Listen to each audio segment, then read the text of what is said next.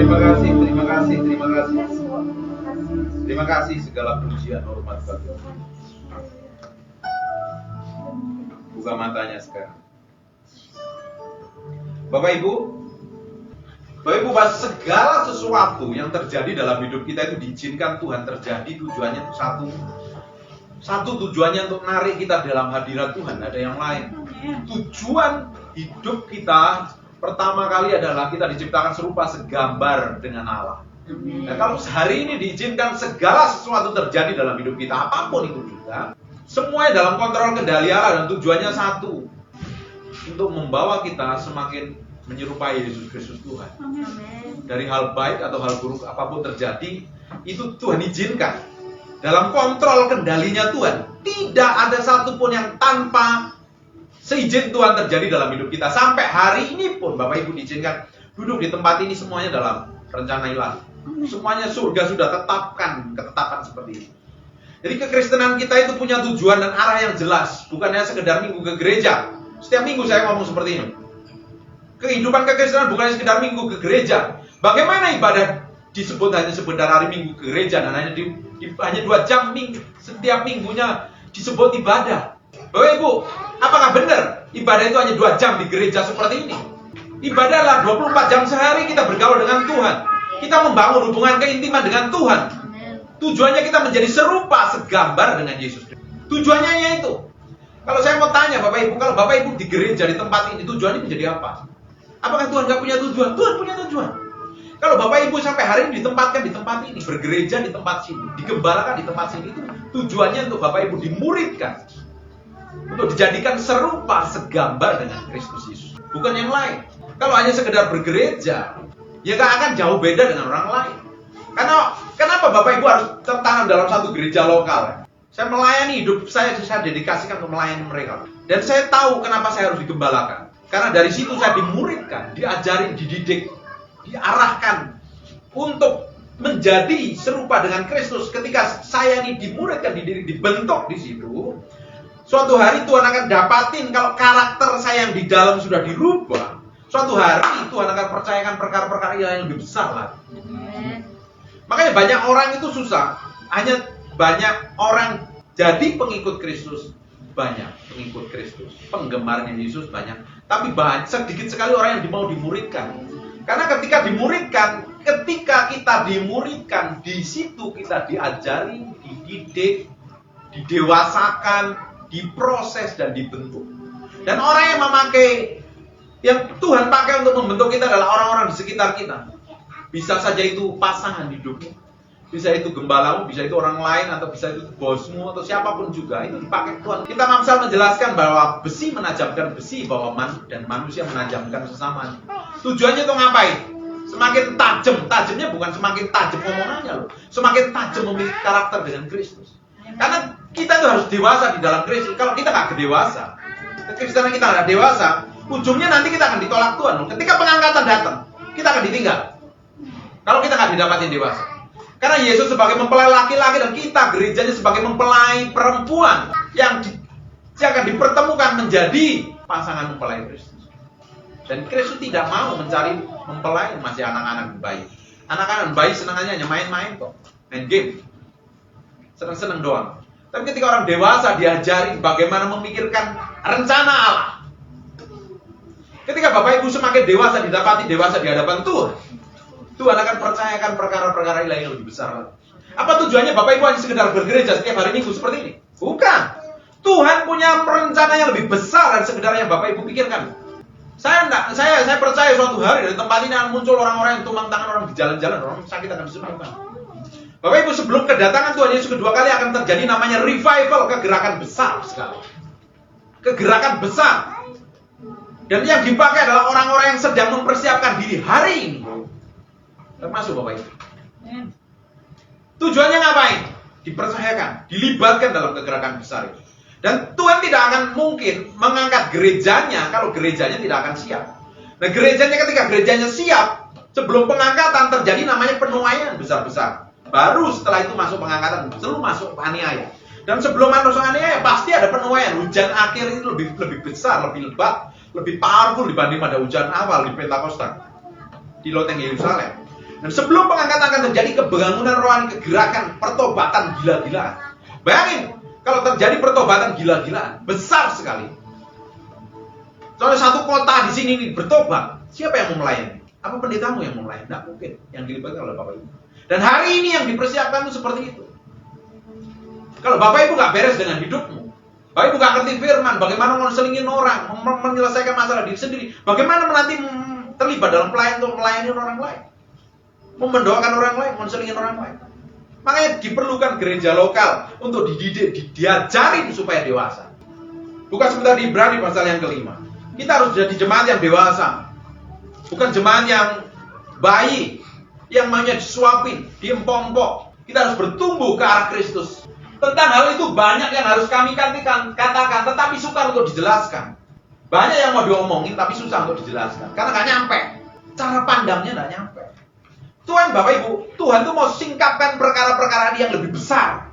Tapi yang membatasi adalah pola pikir kita, cara pandang kita, pengetahuan kita, hikmat kita yang membatasi bagaimana Tuhan bekerja jauh lebih besar dalam hidup kita. Sebenarnya Tuhan mau limpahkan perkara-perkara ilahi dalam hidup kita, tapi wadahnya belum siap. Wadahnya tidak siap, bagaimana dilimpahin kekuatan? Gimana dilimpahin berkat? Baru diberkati sedikit aja sombong. Baru dipercayakan sedikit aja udah belagu sombongnya berkat. Bagaimana? Tuhan mau melimpahkan sesuatu yang besar dalam kehidupan Bapak Ibu. Tuhan pun juga mau limpahkan perkara-perkara ilahi dalam hidup saya. Sampai didapatin yang di dalam saya ini benar dan siap dipercayakan. Bapak Ibu tidak akan mempercayakan anaknya Bapak Ibu yang baru umur di bawah 10 tahun mobil BMW atau mobil Mercy atau uang 10 juta. Nggak bakal dipercayakan. Kenapa? Belum bisa dipercaya. Tapi ketika Bapak Ibu melihat anak Ibu, Bapak Ibu sudah dewasa, sudah akil balik, bisa dipercayakan, memiliki tanggung jawab yang besar, baru Bapak Ibu bisa percayakan. Betul apa enggak? Sama dengan perkara-perkara ilahi di dalam Kristus itu sama. Banyak orang yang tiba-tiba dipercayakan perkara-perkara besar, tapi karakternya tidak mateng, habis dia. Banyak sekali contoh di Alkitab. Tapi sukar untuk dijelaskan. Kamu kan lamban dalam mendengar, kamu tidak bisa ngapa-ngapain karena nggak dewasa. Banyak kondisi Kristenan hari ini tuh seperti ini loh. Minggu ke gereja, rajin ke gereja, tapi tidak dewasa. Bagaimana Tuhan mau datang kedua kali? Bagaimana Tuhan mau urapi? Bagaimana Tuhan mau percayakan perkara-perkara yang besar? Tidak bisa. Karena apa? Tidak dewasa di dalam Kristus. Sebab sekalipun kamu ditinjau dari sudut waktu, sudah seharusnya mengajar, menjadi pengajar, kamu masih perlulah diajarkan asas-asas pokok pernyataan tentang Allah. Orang Kristen model seperti ini tidak bisa dipercayakan perkara-perkara besar. Saya ngomong agak keras, Pak. Kalau Bapak Ibu dengarin buat bahasa di YouTube itu keras. Bapak Ibu ini ngikutin kita pelayanan baru lama. Saya ngomongnya keras agak. Beberapa tahun terakhir saya ngomongnya lebih lembut saja. Karena apa? Ternyata dilembutin orang tidak berubah. Karena Tuhan tuh mau sekarang hari ini kita tuh mempersiapkan diri dengan baik. Nah, ada waktunya main-main lagi. Kita lihat teman-teman kita yang tiba-tiba mendadak meninggal. Kira-kira kalau hari ini kita dipanggil Tuhan, apa kita bisa mempertanggungjawabkan dengan apa segala sesuatu yang pernah kita lakukan hari ini? Kita benar-benar berkenan di hadapan Tuhan apa tidak? Makanya bukan saatnya main-main. Boleh umurnya tua, tapi nggak bisa harusnya ngajar, tapi nggak bisa diajar. Nggak bisa ngajar. Kamu masih perlu lagi diajar pokok-pokok pernyataan Allah. Kamu masih memerlukan susu, bukan makanan keras. Nggak bisa diajarin yang keras sedikit marah. Kamu saya bilang, Tuhan mau hati kita, bukan mau yang lain dalam hidup kita. Yang Tuhan mau, Tuhan bukan mau mobilmu, mau rumahmu, Tuhan mau hatimu dulu jadi tempat tinggalnya Tuhan. Supaya apa? Tuhan bisa melakukan perkara-perkara besar. Dan Tuhan mau cabut segala sesuatu yang di dalamnya tidak berkenan ini.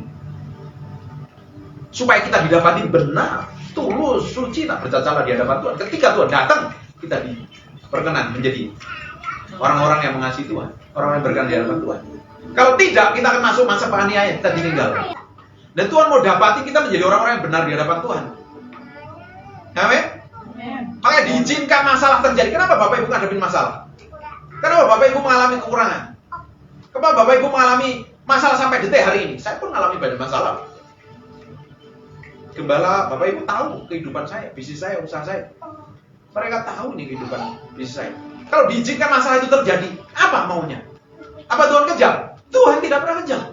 Tuhan tetap baik adanya. Diizinkan seperti itu supaya kita untuk belajar bergantung sepenuhnya pada Tuhan. Karena masalah diizinkan terjadi supaya apa? Hati yang nggak benar dicabut Tuhan. Masalah itu terjadi tujuannya supaya apa? Kita tuh nempelnya sama Tuhan. Bukan nempel kepada hal-hal yang kita bisa pegang, kita bisa andalkan. Supaya kita bergantung sepenuhnya kepada Tuhan. Kalau Bapak Ibu ada masalah, kekurangan, bisnis lesu, uang pas-pasan, anak berantakan, keluarga di ujung tanduk, semuanya segala macam masalah yang berat. Tuhan punya tujuan, Tuhan menghati kamu. Supaya didewasakan menjadi serupa segambar dengan Kristus. Supaya bisa apa? Dipercayakan perkara-perkara besar. Makanya kalau ada masalah, senyum. Kok boleh datang? Tapi aku memiliki Tuhan yang lebih besar. Dan terbukti bahwa saya itu melayani Tuhan bertahun-tahun. Saya bukan hamba Tuhan yang kemarin sore. Dari tahun 97 saya udah khotbah, udah pelayanan. Dan saya tahu diproses, dibentuk Tuhan. Memulai dari bawah. Diremukkan Tuhan itu saya tahu rasanya.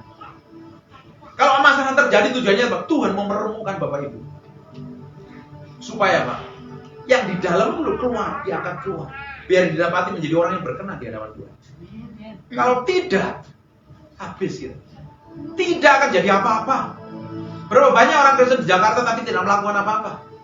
Berapa banyak orang Kristen yang cukup hari Minggu ke gereja tidak melakukan apa-apa. Dan ujungnya kemana mereka? Apa bisa dipercaya mereka sebenarnya? Semua tokoh di Alkitab ini, kalau Bapak Ibu baca dari Kejadian sampai Wahyu, orang-orang yang namanya tercatat di dalam kitab ini, mereka adalah orang-orang yang melakukan perkara-perkara besar di hadapan Tuhan. Dan mereka dibentuk, diproses begitu rupa, diremukkan begitu rupa, sampai dirinya habis, sampai supaya Kristus itu muncul dan kuasa itu bekerja dahsyat dalam hidup. Amin. Bukan makanan keras, kamu memerlukan susu. Makanya diizinkan masalah terjadi, persoalan terjadi, kekurangan terjadi diizinkan. Visi semuanya rusak hancur, pekerjaan Bapak belur semuanya, tender rusak semuanya. Apa investasi Bapak belur semuanya, kan diizinkan Tuhan seperti itu. Bukan Tuhan mau bikin kita melarat, Tuhan hobinya Tuhan kita adalah mempromosi, memberkati. Setan yang hobinya melaratin kita. Kadang karena kegagalan kita, kesalahan kita, karena kesalahan kita tuh bisa nggak diberkati, ada berkat-berkat yang menghalangi kita. Tapi tetap Tuhan mau bawa kita kepada rencananya. Bapak Ibu Bapak Ibu nanti jadi PR, Bapak Ibu baca di seluruh kitab Raja-Raja, seluruh kitab Hakim-Hakim. Di situ dijelaskan ketika bangsa Israel, pemimpinnya tidak takut akan Tuhan, atau orang-orang Israel yang tidak takut akan Tuhan, bangsa itu dihabisi musuhnya. Tapi ketika dia berbalik kepada Tuhan dan cari Tuhan sungguh-sungguh, Tuhan pulihkan orang. Ini kejadian ditulis lebih dari 2 kasus, 3 kejadian, 4 kejadian. Itu artinya terjadi sampai hari ini. Hari ini Bapak Ibu ingin terobosan dan breakthrough. Kalau hari ini Bapak Ibu ingin terobosan dan breakthrough dalam hal apapun juga, izinkan Tuhan dan hatimu nempel ke Tuhan. Semua yang buruk buang dan cari Tuhan juga. Amin. Amin. Ya, kita hari ini akan belajar sesuatu yang lebih dalam, supaya itu ngerti. Terus, sebab barang siapa masih memerlukan susu yang tidak mempunyai ajaran tentang kebenaran, sebab dia adalah anak kecil. Tahu nggak Bapak Ibu, Tuhan itu masih ungkapkan pewahyuan yang dalam sebenarnya. Singkapkan perkara-perkara ilahi yang besar. Bapak Ibu tidak hanya terkungkung dalam satu gereja seperti ini. Bapak Ibu bisa menjadi berkat bagi banyak orang di luar sana. Di jalanan, di toko, di pabrik, di kantor, di perusahaan manapun. Kemana Bapak Ibu pergi bisa jadi berkat. Dan nama Tuhan dipermuliakan secara cair dan dahsyat. Tuhan mau melakukan. Tuhan itu lebih rindu memakai Bapak Ibu daripada kerinduan Bapak Ibu sendiri. Tuhan lebih rindu Bapak Ibu diurapi powerful dan dahsyat, melebihi nama Tuhan yang besar daripada kerinduan Bapak Ibu diurapi sendiri. Tapi yang jadi masalahnya kita kadang nggak siap untuk disiapkan perkara-perkara besar.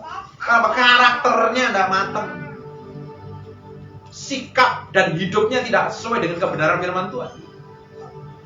Ketika ada seorang diurapi Tuhan powerful, karena karakternya tidak matang, buruk kelakuannya, Dia ujungnya mati jadi pelawak, namanya Simpson. Nggak siap dipromosi. Habis dia, karakternya jelek. Matinya jadi pelawak sekalipun di sekarang. Saya percaya dia masuk surga. Karena sebelum mati dia bertobat di hadapan Tuhan. Ada lagi raja, Saul, juga sama. Nggak bisa dipromosi karena nggak siap. Makanya diizinkan proses pembentukan yang terjadi dalam hidup kita.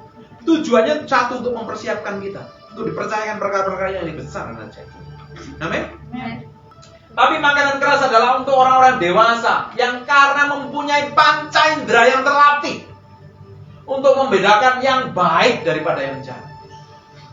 Makanya dasarnya dari kehidupan kekristenan adalah membangun hubungan intim dengan Tuhan. Dasar pondasinya Yesus Kristus dibangun di atasnya adalah membangun hubungan keintiman dengan Tuhan setiap hari. Karena cara terbaik untuk mematikan daging kita adalah masuk ke dalam hadirat Tuhan. Tidak ada cara yang lain. Itu kita disalibkan. Masuk dalam keintiman dengan Tuhan. Kalau kekristenan tanpa keintiman, ya hidupmu akan babak belur terus. Egomu yang lebih tinggi, emosimu yang lebih menguasai, dagingmu yang akan mengontrol, menguasai. Nggak peka dengan perkara-perkara rohani.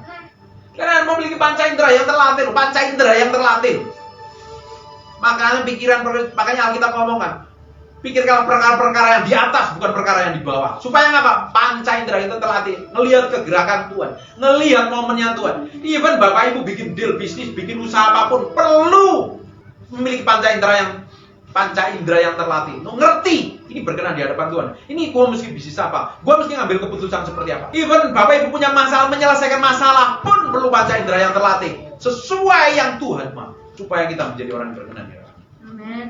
Amin. Hari ini agak shock menjadi pendeta. Real khotbah saya keras seperti itu. Pasal yang ke-6.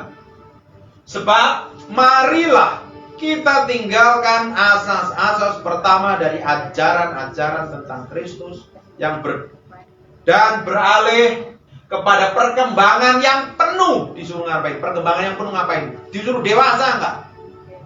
Suruh mateng enggak karakternya? Betul apa ini? Amin?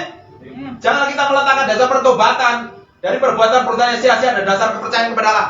Kerjaannya orang Kristen bertobat dosa, bertobat lagi. Berdoa, kapan bagaimana bertumbuhnya? Sedangkan Alkitab jelaskan loh, hendaklah kamu bertumbuh dari iman satu pada iman yang lain, dari pengurapan satu pada pengurapan yang lain, dan pewahyuan satu pada pewahyuan yang lain. Harus levelnya naik loh. Tapi kalau masih ribut masalah ini mana bisa?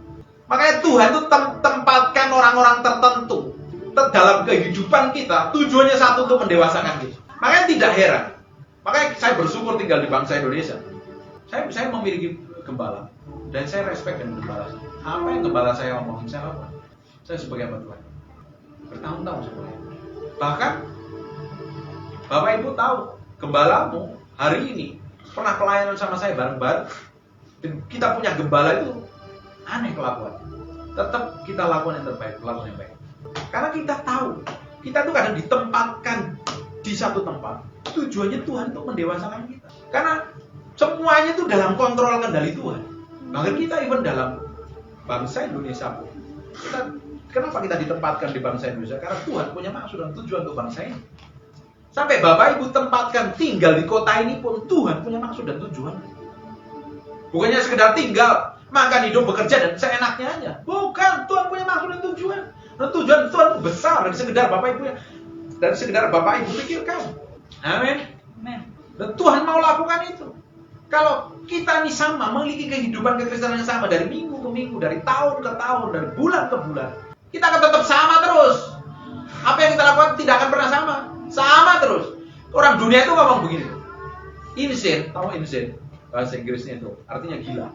Orang gila, orang dunia itu punya prinsip. Orang gila adalah orang yang ingin melakukan hasil yang berbeda, tapi yang dilakukan itu sama terus. Itu namanya kata orang dunia orang edan. Orang Jawa bilangnya gendeng, gendeng. Banyak orang Kristen seperti itu, pingin hasil yang berbeda, pingin diberkati, pingin diurapi, pingin punya dampak besar. Tapi yang dilakukan dari tahun ke tahun sama. Bangun hubungan dengan Tuhan sama, belajar firman sama, karakternya juga tidak pernah berubah. Yesus yang nggak pernah berubah itu Yesus. Kalau kita harus berubah dari iman beriman. Amin.